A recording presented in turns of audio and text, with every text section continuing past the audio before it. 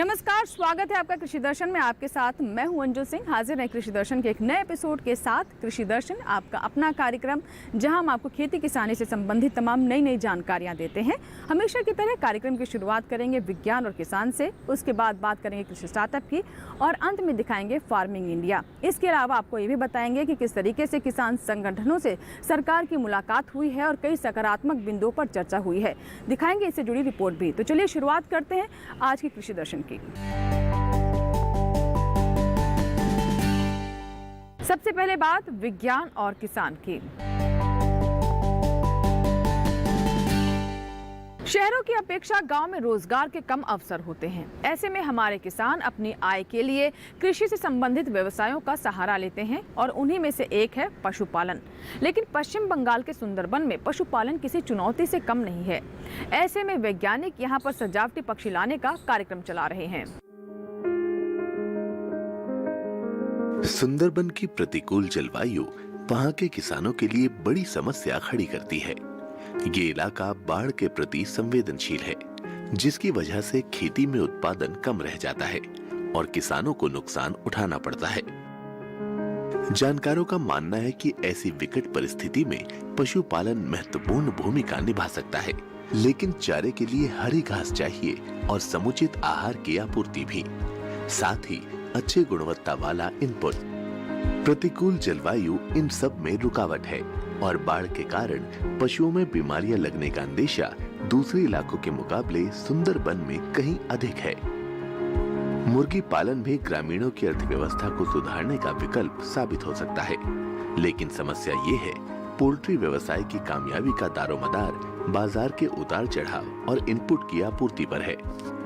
ऐसे में भूमिहीन किसानों के पास स्वरोजगार के विकल्प सीमित हो जाते हैं। सीमित विकल्प शहरों की ओर पलायन की बड़ी वजह है। जिन इलाकों में पुरुषों के लिए स्वरोजगार के अवसर कम हो, वहां महिलाओं की आमदनी कहां से होगी? यही वजह है कि सुंदरबन की महिलाओं को तटवर्ती इलाकों में मछली पकड़ने और घरेलू नौकरानी के रूप में काम करने के लिए मजबूर होना पड़ता है।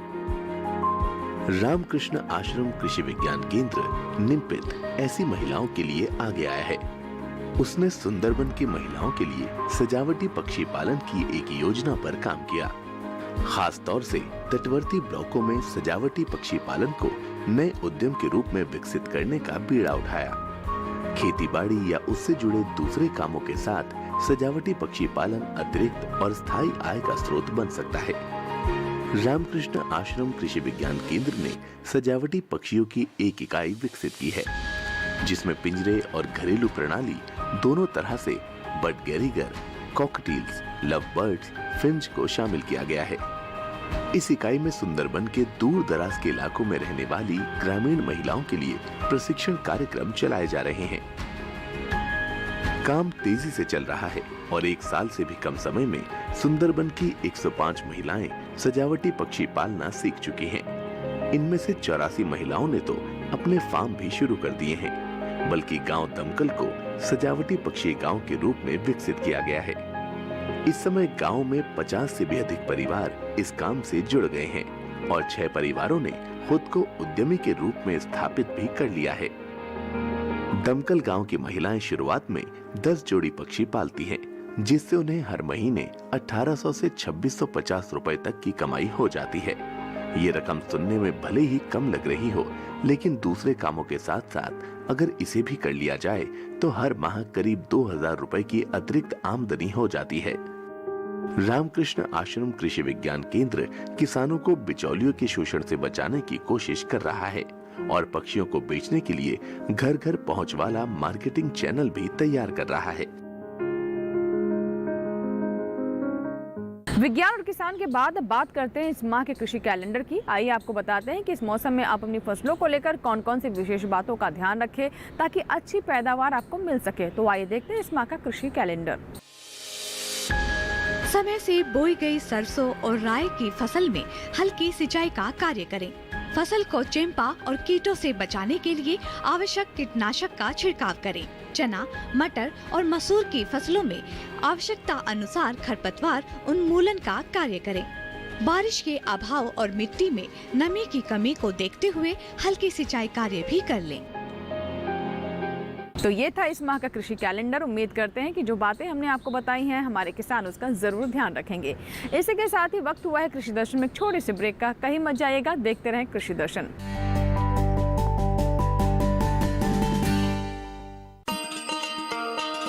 किसान भाइयों गांठ बांध लो, गांठ बांध लो, बात बहुत है काम की, समृद्धि के पैगाम की। मिट्टी के मिजाज को समझो, मिट्टी के हर राज को समझो, मिट्टी की तुम जांच कराओ, मुफ्त सॉइल हेल्थ कार्ड ले जाओ। कभी मुनासिब बीज लगाओ, सही किस्म की खाद ले आओ, जितनी जरूरी उतनी डालो, सही मात्रा खुद पहचानो, इसको अपना मंत्र बना लो, मिट्टी की सेहत को जानो। बात बहुत है काम की, कम लागत अधिक वरदान की। किसान भाइयों गांठ बांध लो, आज ही मिट्टी की जांच कराएं। राज्य सरकार के कृषि अधिकारी से संपर्क करें और मुफ्त में सॉइल हेल्थ कार्ड पाएं। कृषि और किसान कल्याण मंत्रालय द्वारा किसान हित में जारी। ब्रेक के बाद एक बार फिर आपका स्वागत है। आप देख रहे हैं कृषि दर्शन और अब बात करते हैं कृषि स्टार्टअप की। कृषि स्टार्टअप में आज हम आपकी मुलाकात करवाएंगे उत्तर प्रदेश के कामयाब किसान जिन्हें पद्मश्री सम्मान से नवाजा गया है, राम शरण वर्मा से। जी हां, इन्होंने खेती किसानी में अपना अहम योगदान दिया है, जिसके चलते उन्हें अलग अलग मंचों पर सम्मानित किया गया है और ये अन्य किसानों के लिए भी उदाहरण बने हैं। तो आइए दिखाते हैं आपको इनकी कामयाबी की कहानी। सैकड़ों हजारों किसानों के महानायक हैं राम शरण वर्मा। कुछ साल पहले तक राम शरण वर्मा अपने इस गांव से साइकिल चलाकर लखनऊ जाते थे। अब आलम अलग है। साल में 15,000 किलोमीटर का सफर वो हवाई जहाज से करते हैं। सुनने में ये सब कुछ किसी कहानी की तरह लगता है, लेकिन हर कुछ हकीकत है। उत्तर प्रदेश में लखनऊ से महज 30 किलोमीटर दूर घाघरा नदी की कोख में बसा ये राम शरण वर्मा का गांव है दौलतपुर। दौलतपुर में आने और लोगों से बातचीत करने पर पता चलता है कि राम शरण वर्मा की खुशहाली और तरक्की का राज उनकी सोच में छुपा है। वो खेती तो करते हैं, लेकिन उनका अंदाज नया है, आधुनिक है। वो इन खेतों पर एक शानदार फसल चक्र चला रहे हैं। रासायनिक खादों से दूर खेतों को जैविक खाद का पोषण दिया है। जाहिर है वो परंपराओं से अलग भविष्य की खेती कर रहे हैं। खेती में आधुनिकता किताबी बातें लगती हैं। रामशरण वर्मा कहते हैं कि उन्हें भी शुरुआत में ऐसा ही लगता था। पैतृक जमीन पर उन्होंने भी गेहूं, धान, मक्का जैसी पारंपरिक फसलों से ही खेती की शुरुआत की थी। लेकिन बदलाव बेहद जरूरी है। वक्त के साथ न बदलना हर किसी को पीछे ले जाता है। इसलिए रामशरण ने समय और जरूरत के हिसाब से न सिर्फ अपनी सोच को बदला, बल्कि खेती के पुराने तरीकों में भी बदलाव किया। आज हालात ये हैं कि रामशरण वर्मा की साल की कमाई 2 करोड़ के आसपास है। खेत के बीचों बीच आलीशान कोठी है, एक ऐसी हवेली जिसका मालिक न जमींदार है न उद्योगपति, बल्कि 8वीं पास खेतीहर किसान है। रामशरण वर्मा ने खेती के बूते न सिर्फ अपनी किस्मत बदली, बल्कि आसपास के गांव के लाखों लोगों को तरक्की का नया रास्ता दिखाया। दौलतपुर और उसके नजदीक के दर्जनों गांवों में जो लोग कल तक मजदूरी के लिए शहरों पर आश्रित थे, आज मजे से अपनी खेती, अपना घर, अपने परिवार के सूत्र में बंधकर गांव की किस्मत बदल रहे हैं। रामशरण वर्मा ने खेती से खुद का और लाखों लोगों का कायाकल्प किया। ये तो आपने सुन लिया, लेकिन ये सब हुआ कैसे? रामशरण वर्मा ने आखिर ऐसा किया क्या? रामशरण वर्मा ने खेतों में फसल चक्र को अपनी प्रगति का आधार बनाया। इसी फसल चक्र के बूते रामशरण साधारण खेतों को खास खेत बना पाए। रामशरण ने फसल चक्र के जरिए इस बात का ख्याल रखा कि एक फसल देने वाली जमीन से कैसे 3 फसल की पैदावार हो, और देखते ही देखते 3 फसलों के चक्र ने तकदीर का चक्र बदल दिया। केला, मेंथा और टमाटर। केला के बाद हम टमाटर की खेती शुरू की। टमाटर खोद करके हम आलू की खेती शुरू की। इसका जो हम 3 फसलों की खेती का एक रीज़न है, ये बताना चाहेंगे कि केला जो हम खोदते हैं, केला हमारी 13 महीने की फसल है। केला हम काटते हैं, केला खोद करके जो हम आलू लगाते हैं तो उसमें हम खाद ही नहीं डालते हैं कि जो केले के तना है, केले की गांठ है, केले की पुत्ती काट के उसमें सड़ा देते हैं और आलू लगा देते हैं। तो उसमें हम खाद नहीं देते हैं। जो हमारी आलू की पैदावार है वो 250 से 280 कुंटल तक एकड़ की आती है। इसका एक रीज़न ये है कि हमारे पास स्टेनलेस स्टील के औजार हैं बुआई के, वो उससे गहराई में आलू की बुआई करते हैं। लाइन से लाइन की दूरी 28 इंच और पौध से पौध की दूरी 9 इंच रखते हैं। इससे पैदावार हमारी 200 से 250 कुंटल एकड़ की होती है। केले की खेती को लेकर रोजाना रामसरन वर्मा से हजारों किसान सलाह मशविरा करने आते हैं। G9 प्रजाति के केले की बेहतरीन उपज के लिए उन्हें कई पुरस्कार भी मिल चुके हैं। केले की खेती के लिए उन्होंने साल 1990 में सबसे पहले एक कंपनी से टिश्यू कल्चर वाले उन्नत किस्म के पौधे खरीदे और खेती शुरू की। बड़े से ग्रीन हाउस में पौधों को तैयार किया और फिर खेतों में उगाना शुरू किया। पहली फसल ने ही खेतों की किस्मत बदल दी। आज से 15 साल पहले रामसरन के पास महज 6 एकड़ की खेती थी, लेकिन अब उनके पास 90 एकड़ का बड़ा फार्म है। इस जमीन पर अब सिर्फ केला ही नहीं बल्कि टमाटर, मेंथा और उन्नत किस्म के आलू की भी खेती वो बेहद आधुनिक तरीके से करते हैं। अब टमाटर की ही खेती को ले लीजिए। आमतौर पर पिछले कुछ सालों में टमाटर की कीमतें लागत के आसपास आकर ठहर जाती हैं। वर्मा जी ने सालों पहले इसे भांप लिया और अपने इलाके में टमाटर की खेती में क्रांति ला दी। बाराबंकी और उसके आसपास के गांवों से अब टमाटर स्थानीय मंडियों के अलावा ट्रकों में भरकर दिल्ली और पंजाब की मंडियों में पहुंचते हैं।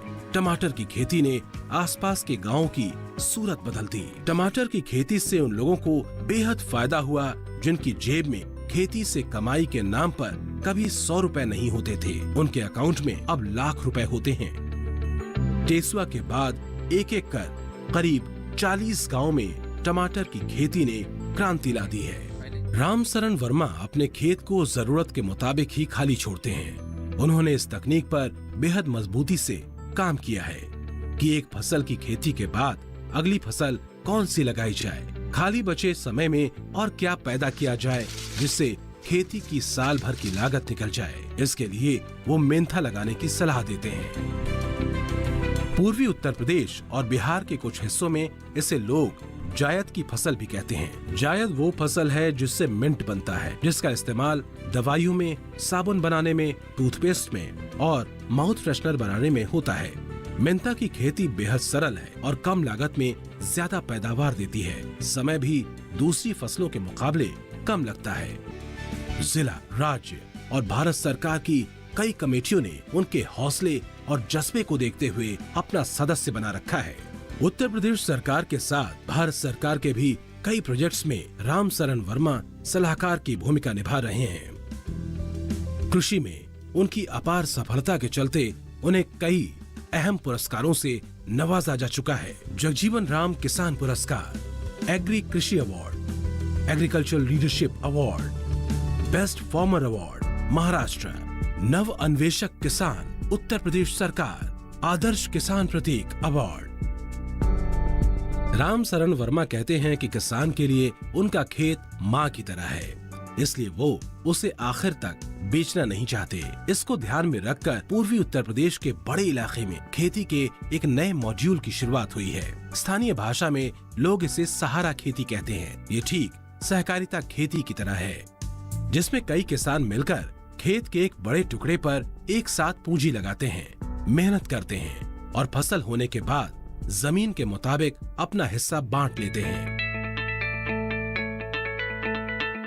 रामसरन वर्मा की अगुवाई में हजारों एकड़ जमीन पर ये सहारा खेती सफल हो रही है और बाराबंकी, लखनऊ और फैजाबाद के इलाकों में ये देखने को मिल रही है। इसी के साथ ही यहाँ वक्त हुआ एक छोटे से ब्रेक का। कहीं मत जाइएगा। ब्रेक के बाद जब वापस आएंगे तो बात करेंगे फार्मिंग इंडिया की। देखते रहें कृषि दर्शन।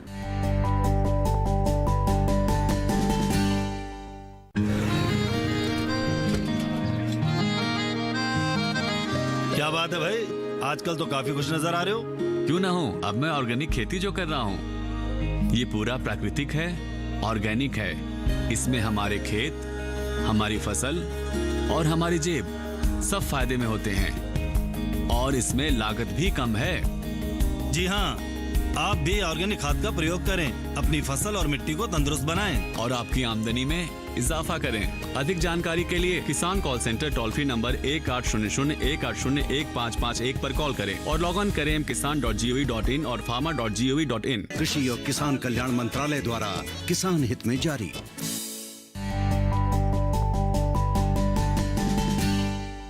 ब्रेक के बाद एक बार फिर आपका स्वागत है। आप देख रहे हैं कृषि दर्शन और अब बात करते हैं फार्मिंग इंडिया की।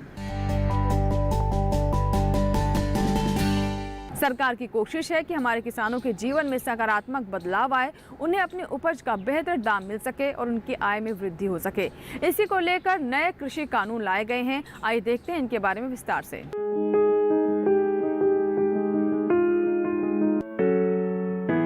भारत सरकार द्वारा हाल ही में 3 कृषि कानून बनाए गए हैं। ये कानून मंडी में सुधार, अनुबंध खेती और आवश्यक वस्तु संशोधन कानून से जुड़े हैं। इस कानून से खेती किसानी एवं किसानों के जीवन में आमूलचूल परिवर्तन होगा। अब किसान अपने उत्पाद को किसी भी राज्य में मंडी के अंदर या बाहर कहीं भी बेच सकता है। जो ये तीनों कानून आए हैं उसमें एक एक करके इन समस्याओं का समाधान करने का प्रयास किया गया है। जो पहला कानून है उसमें ट्रेड एंड कॉमर्स का जो किसान की उपज का है उसको खोला गया, उसकी बंदिशें हटाई गई हैं।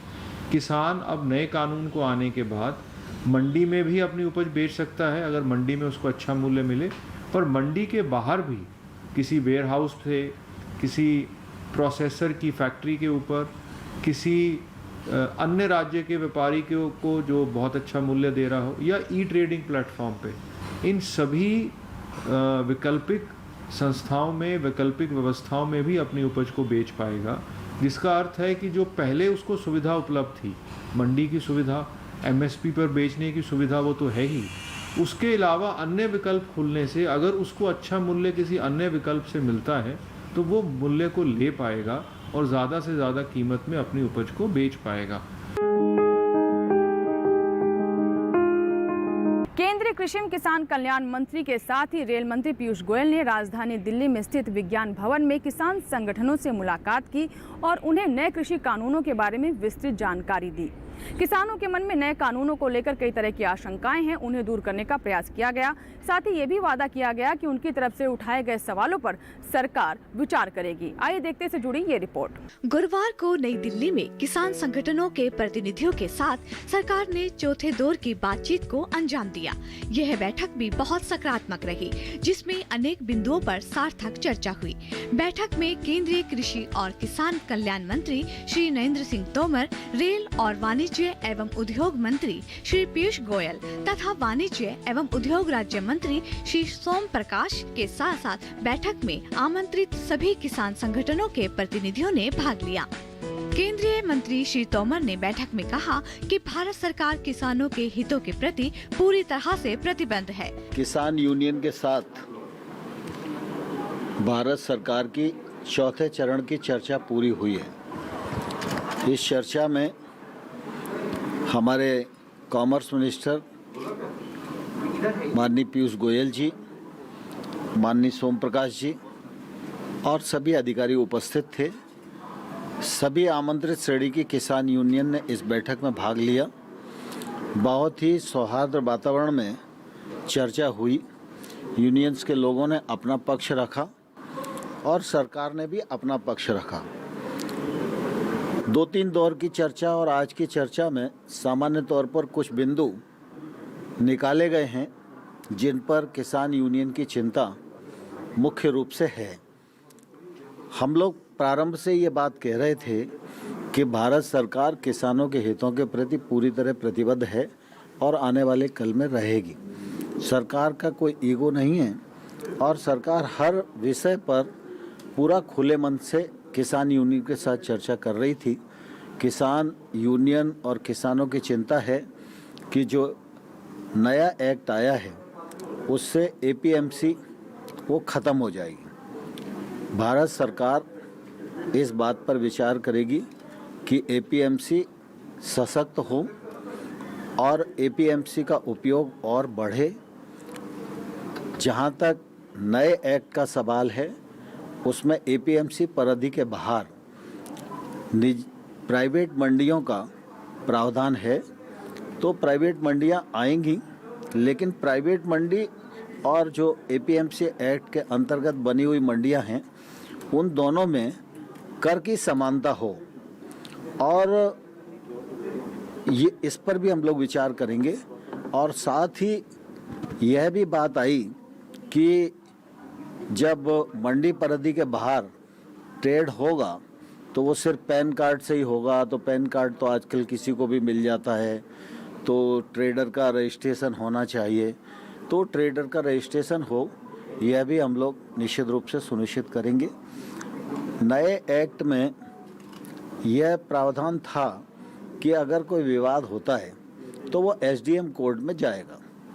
यूनियन की चिंता है कि एसडीएम कोर्ट छोटा कोर्ट है और न्यायालय में उन्हें जाने की अनुमति होनी चाहिए। इस बात पर यूनियंस का काफ़ी बल था और इसलिए हम लोगों ने उस विषय को भी अलग से निकाला कि सरकार उस पर विचार करे कि एसडीएम कोर्ट रहे, न्यायालय रहे। इस दिशा में भी निश्चित रूप से हम लोग विचार करने के लिए पूरी तरह ओपन हैं। और साथ ही उन लोगों ने फराली के विषय में भी एक ऑर्डिनेंस है, उस पर भी उनकी शंका है, विद्युत एक्ट है, उस पर भी उनकी शंका है। इस दिशा में भी बातचीत की थी, तो इसमें भी सरकार पूरी तरह विचार करने के लिए ओपन है। और एक बात और चलाई जा रही है कि नए कानून के वजह से छोटे किसान की जो ज़मीन है उसको बड़े लोग हथिया लेंगे। वैसे तो एक्ट के जो प्रावधान हैं उसमें किसान को पूरी तरह सुरक्षा प्रदान की गई है। कहीं से लेकर कहीं तक कोई भी किसान की ज़मीन की लिखा पढ़ी नहीं कर सकता है, इस बात का प्रावधान एक्ट में ही है। लेकिन फिर भी लोगों की शंका है, तो शंका का निवारण करने के लिए सरकार तैयार है। एमएसपी के मामले में लोग शंका की दृष्टि से देखते हैं, लेकिन मैं फिर यह कहना चाहता हूं कि एमएसपी चल रही थी, एमएसपी चल रही है, आने वाले कल में भी चलती रहेगी। इसकी आश्वस्ति भी हम किसान भाइयों को दिलाएंगे। आंदोलन के मामले में अभी कोई बात उन्होंने नहीं की है, लेकिन मैं आपके माध्यम से किसान नेताओं से भी, किसानों से भी अनुरोध करना चाहता हूं कि सर्दी का सीजन है, सरकार बातचीत कर ही रही है और लगातार सरकार वार्ता में है, तो निश्चित रूप से वार्ता में जो मुद्दे आएंगे वो समाधान तक पहुंचेंगे।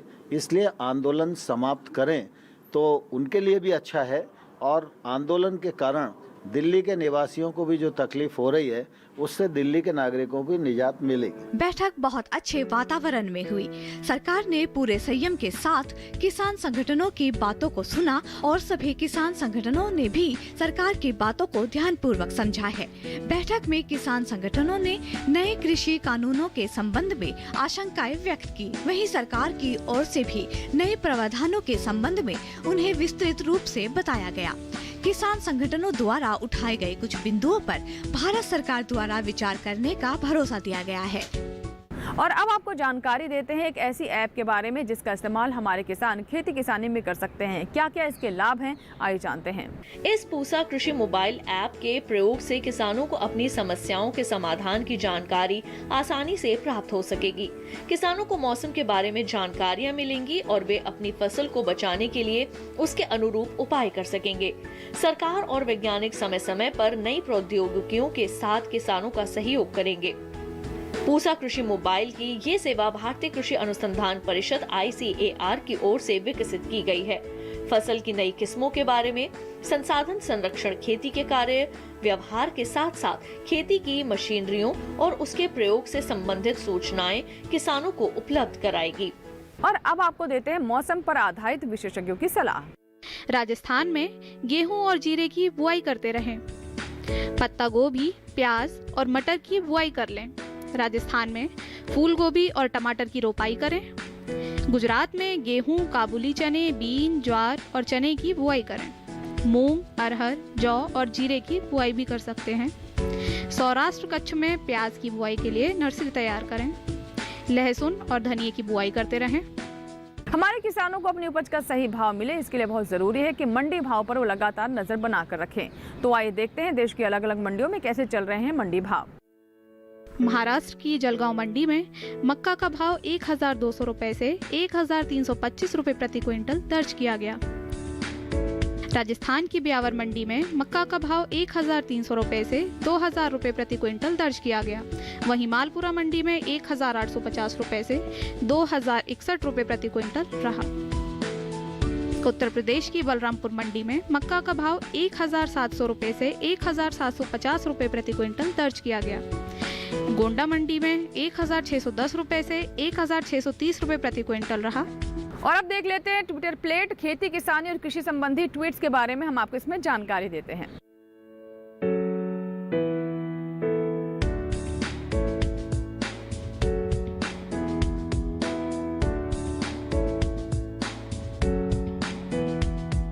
इसी के साथ ही आज के कृषि दर्शन में फिलहाल इतना ही, लेकिन अगर आपके कोई सुझाव हैं तो आप हमें पत्र लिख सकते हैं। हमारा पता है कृषि दर्शन, कमरा नंबर 58, CPC, दूरदर्शन, खेलगांव, नई दिल्ली 110049। आप चाहें तो हमें ईमेल भी कर सकते हैं। हमारा ईमेल पता है nationalkrishidarshan@gmail.com। इसी के साथ ही कृषि दर्शन में यहाँ लेंगे आपसे विदा। उम्मीद करते हैं कि आज के कार्यक्रम में जो जानकारी हमने आप तक पहुँचाई है आप उनका जरूर फायदा उठाएंगे। दीजिए इजाजत, लेकिन आप बने रहे दूरदर्शन किसान के साथ। नमस्कार।